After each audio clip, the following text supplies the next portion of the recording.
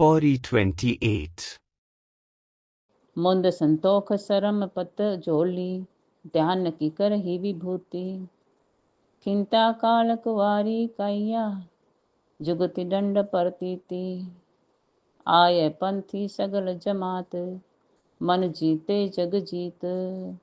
आदेश तिसे आदेश, आदि अनल अनादि।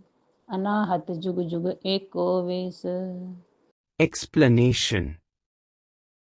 In this Pauri, the significance of meditation has been briefed as the path of self-realization. As per the system of yoga, various physical asana are dealt in details for physical well-being and improvement of health. For mental well-being and spiritual upliftment, meditation, practice of dhyana has been recommended in Indian system of yogic sciences.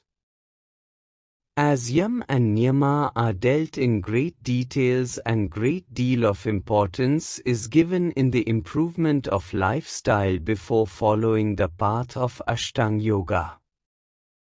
Here in this Pauri, the quality of mental contentment is given as the outstanding importance to follow the vertical journey to Almighty.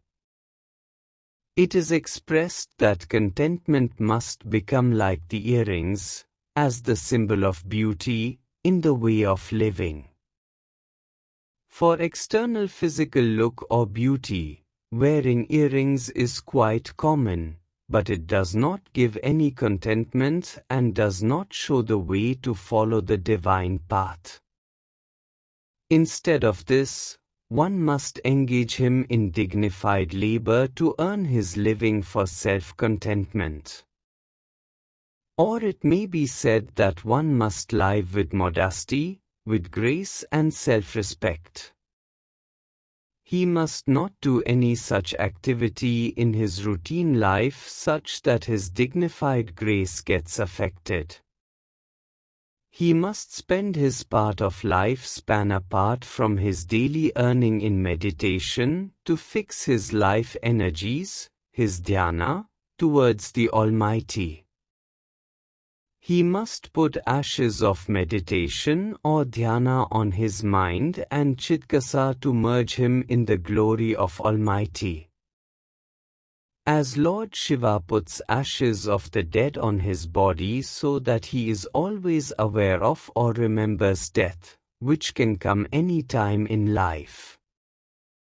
One must have fear of death in his mind, in his thoughts.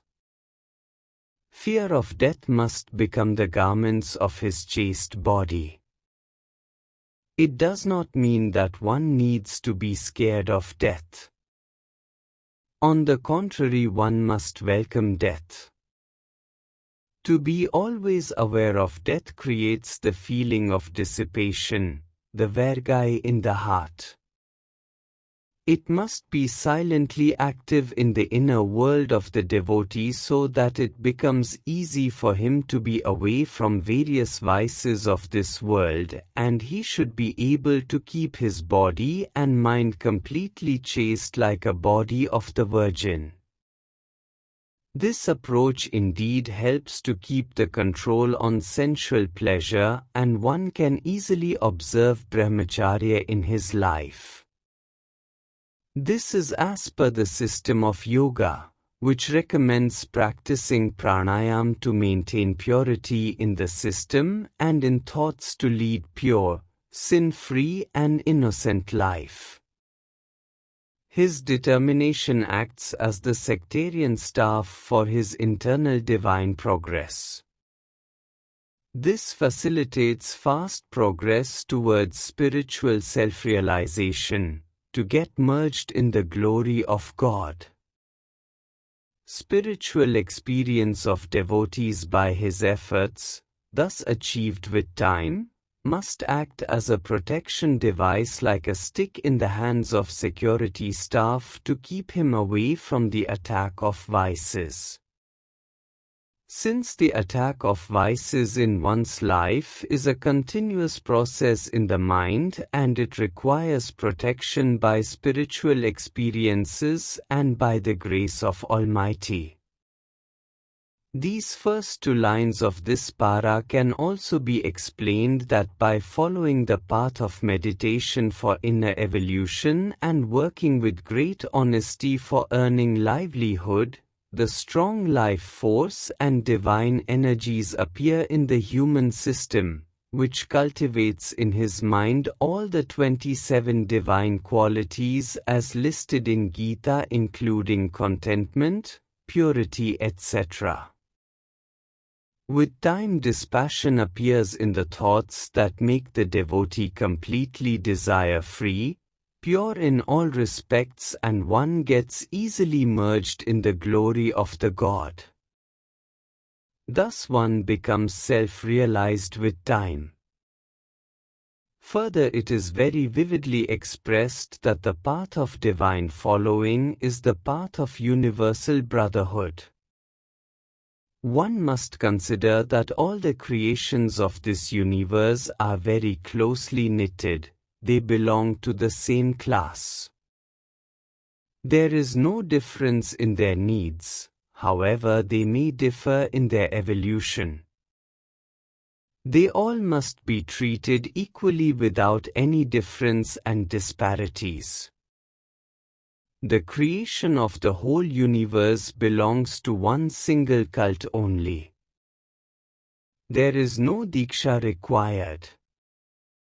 Taking birth in this universe means that one is God's creation and belongs to the divine cult only. If one really wants to conquer the world, the only way is to conquer his mind.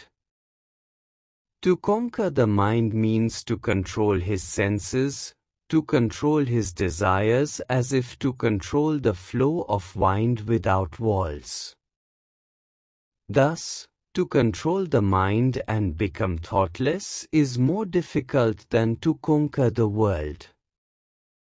However, it can be done by calming down the mind, by purifying it, by dissolving the vices stored in it, removing the past samaskaras housed in the unconscious layers of mind, by burning all of them in the fire created by chanting of divine name, by meditation and absorption the self in the glory of the Almighty.